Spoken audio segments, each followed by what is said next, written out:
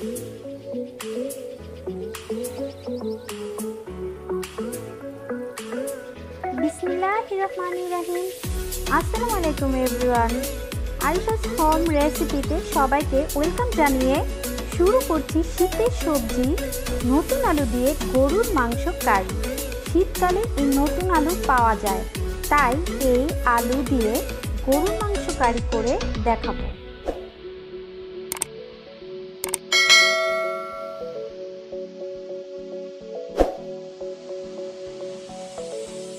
নতুন আলু দিয়ে গরুর মাংস রান্নার জন্য আমি এখানে 2 কেজি গরুর মাংস নিয়েছি।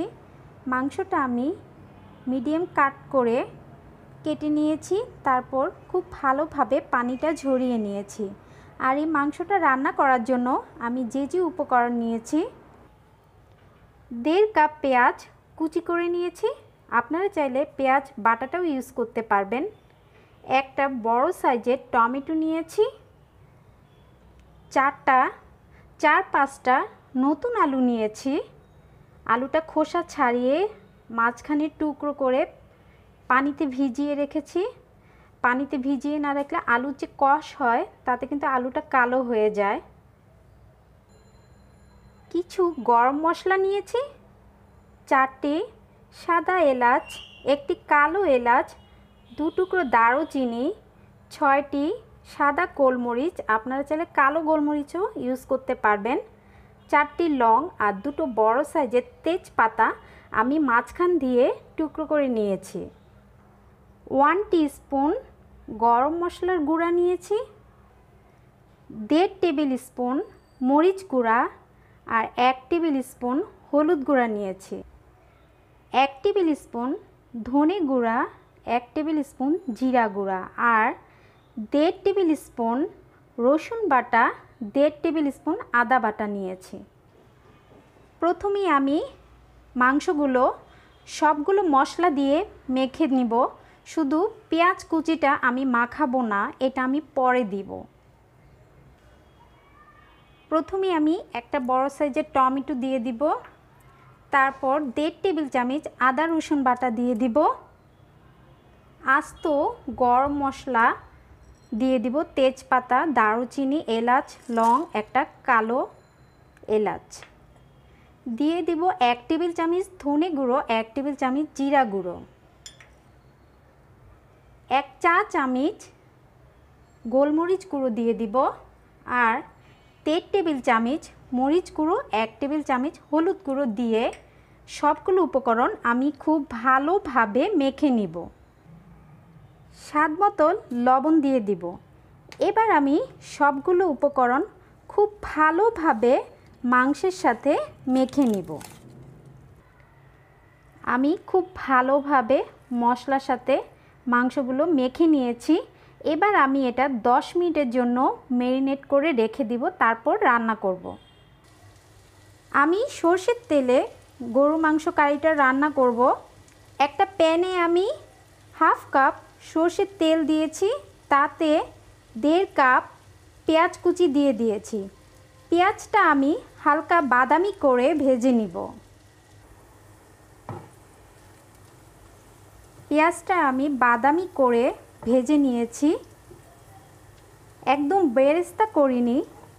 মোটামুটি যখন একটু বাদামি হয়ে এসেছে, এই পর্যায়ে আমি ম্যারিনেশন করে রাখা মাংসগুলো দিয়ে দিব।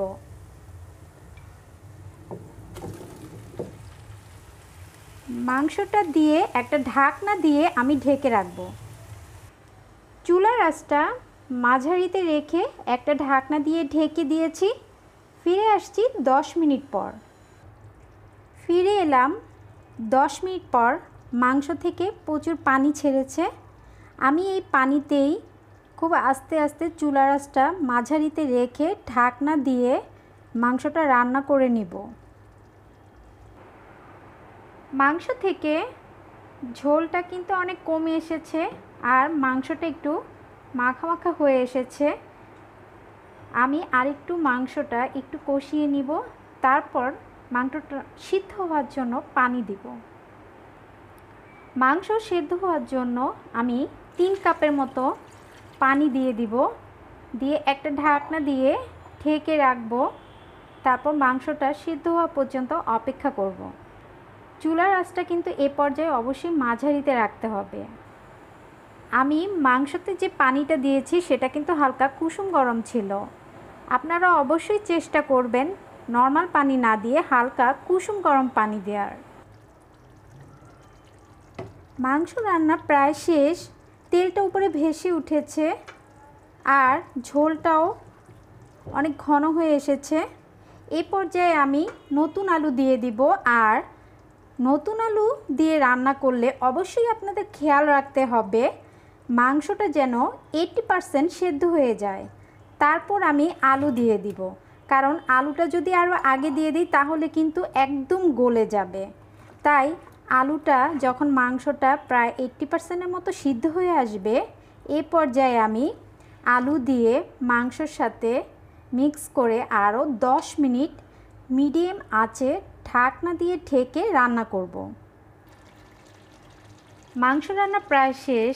এই পর্যায়ে আমি আস্ত কাঁচামরিচ দিয়ে দিব 4টা, দিয়ে একটু নেড়ে চেড়ে মাংসর সাথে মিশিয়ে নিব। কাঁচামরিচের যে ফ্লেভারটা সেটা কিন্তু মাংসের সাথে খুব ভালো লাগে। এটা কিন্তু ঝাল করবে না। মাংসটাও সিদ্ধ হয়ে গিয়েছে, আলুটাও কিন্তু একদম সিদ্ধ হয়ে গিয়েছে, এই যে ভেঙে যাচ্ছে। এবার আমি এটা পরিবেশন করে আপনাদের দেখাবো। ভিউয়ার্স দেখুন, মাংসের কালারটা কিন্তু খুবই সুন্দর এসেছে, হয়ে গিয়েছে। আমি পরিবেশন করে আপনাদের দেখাচ্ছি। গরুর মাংস কম বেশি কিন্তু আমরা সবাই রান্না করতে পারি। তারপরও আমি যেভাবে রান্না করি ঠিক সেভাবেই আপনাদের সাথে আজকে শেয়ার করলাম।